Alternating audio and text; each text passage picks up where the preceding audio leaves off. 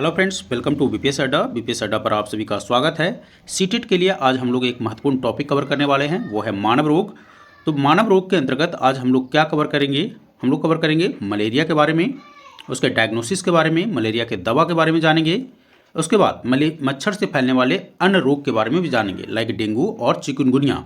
Chikungunya को हम लोग डिटेल में देखेंगे और डेंगू को भी डिटेल में देखेंगे। इसके अलावा आपको पता चलेगा इस लेक्चर से कि लार्वा क्या होता है, और अंत में हम लोग देखेंगे कि वह वैज्ञानिक जिसने मलेरिया के मच्छर के बारे में बताया हम लोगों को। तो इन सब के बारे में हम लोग आज सेशन में जानने वाले हैं। बिफोर दैट, अगर आप हमारे चैनल से नहीं जुड़े हैं तो चैनल को सब्सक्राइब और बेल आइकन को प्रेस कर दीजिएगा। और अगर हमारा सेशन आपको अच्छा लगे तो वीडियो को लाइक, कमेंट और शेयर भी कर दीजिएगा। तो चलिए स्टार्ट करते हैं हम लोग सेशन की। तो सबसे पहले इस सेशन में हम मॉस्किटो से फैलने वाले यानी मच्छर से फैलने वाले रोगों के बारे में जानेंगे। तो मच्छर से फैलने वाले रोगों में सबसे पहले हम लोग मलेरिया को कवर करेंगे। तो आपने देखा कि मच्छर से के काटने से क्या फैलता है? मलेरिया फैलता है। पहला पॉइंट, मच्छर के काटने से क्या फैलता है? मलेरिया फैलता है। तो क्या सभी मच्छर को काटने से मलेरिया फैलता है? आंसर है नहीं।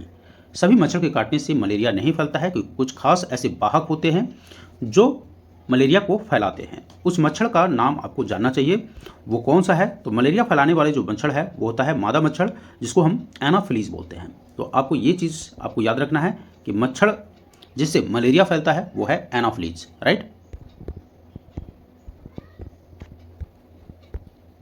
अगर हम इसके डायग्नोसिस के बारे में बात करें, हमें पता कैसे चलेगा कि हमें मलेरिया हो गया है?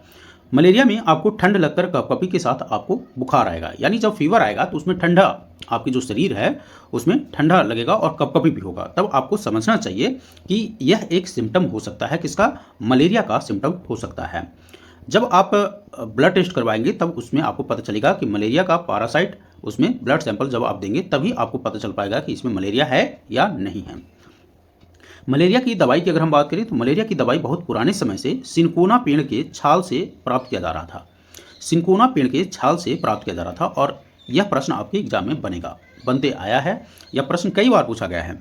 सिनकोना पेड़ के छाल से बनाई जाती थी। पहले क्या करते थे लोग? पहले इस जो पेड़ के छाल होता था उसको उबालकर और छानकर ही इस्तेमाल कर लेते थे, क्योंकि उस समय विज्ञान तो उतना डेवलप हुआ नहीं था। तो लोग जो देसी अंदाज में इसको अपना इलाज करते थे। लेकिन सोचिए, आज से उस समय पहले लोगों को मालूम था कि मलेरिया के इलाज कैसे किया जा सकता था, इसलिए वो लोग सिनकोना पेड़ के छाल को उबालकर और छानकर ही उसका इस्तेमाल किया करते थे और मलेरिया से अपने आप को बचाते थे। लेकिन अब क्या है, उसी छाल से दवाई प्राप्त कर ली गई है। तो सिनकोना का पेड़ आपको याद रखना है कि सिनकोना के पेड़ के छाल से मलेरिया की दवाई प्राप्त हुआ था, राइट। इस चीज़ को आपको याद रखना है। मच्छर से फैलने वाली अन्य बीमारियों की अगर हम बात करें तो मच्छर से फैलने वाले अन्य बीमारियों में आता है आपको डेंगू और चिकनगुनिया। सबसे पहले डेंगू की अगर हम बात करें तो डेंगू जो होता है एक प्रकार का वायरल बुखार होता है और यह स्वयं ठीक हो जाता है। डेंगू जिस मच्छर से फैलता है, आपने देखा मलेरिया एनाफिलीज से फैल रहा था, लेकिन डेंगू जो है एनाफिलीज से नहीं फैलता है। तो डेंगू फैलता किससे है? तो डेंगू जो फैलता है वो होता है एडीज मच्छर।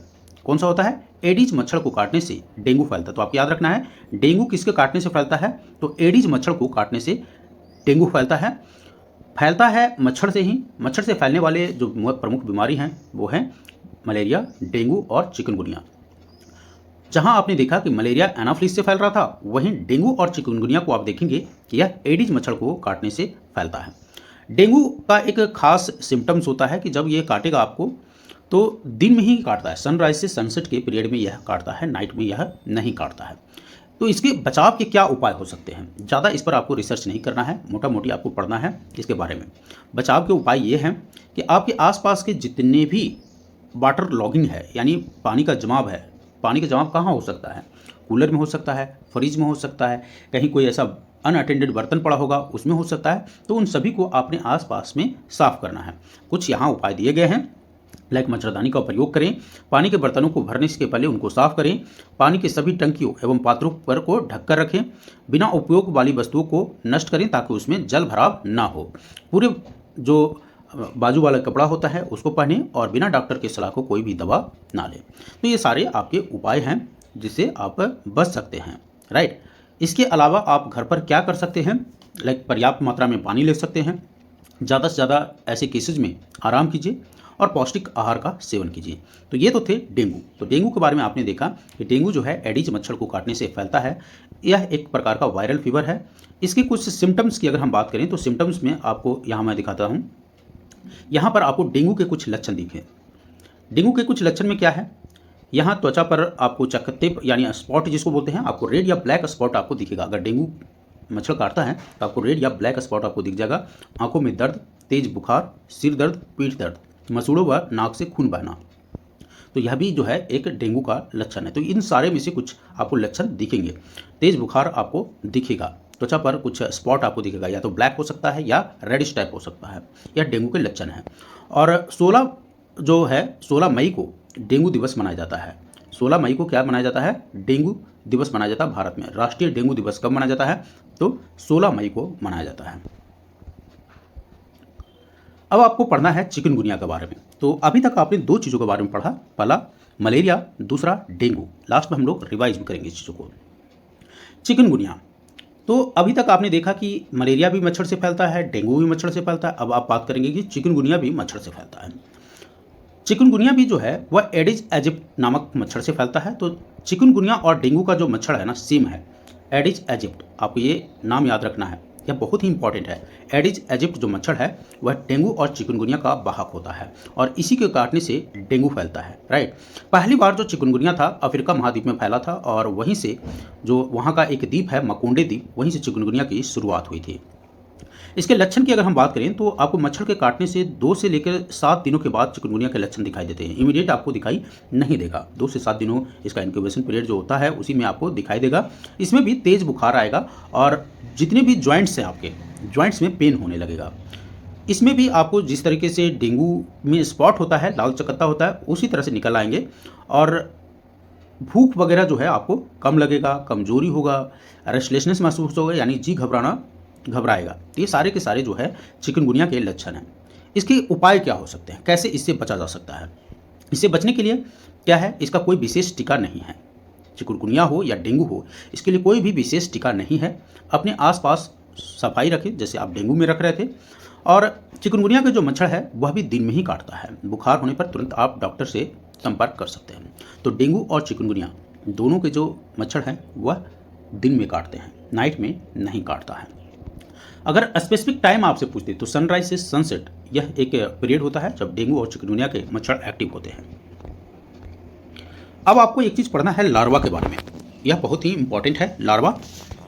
लार्वा होता क्या है? मच्छर के जो छोटे बच्चे हैं वह उसको हम लार्वा कहते हैं।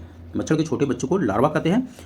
मच्छर की तरह आपको नहीं दिखेगा या बिल्कुल छोटा छोटा रेडिश टाइप होता है। जब आप कहीं भी देख लीजिए, स्टोर वाटर हो आपके आसपास, इसको देख सकते हैं, छोटे छोटे कीड़े टाइप आपको दिखेंगे।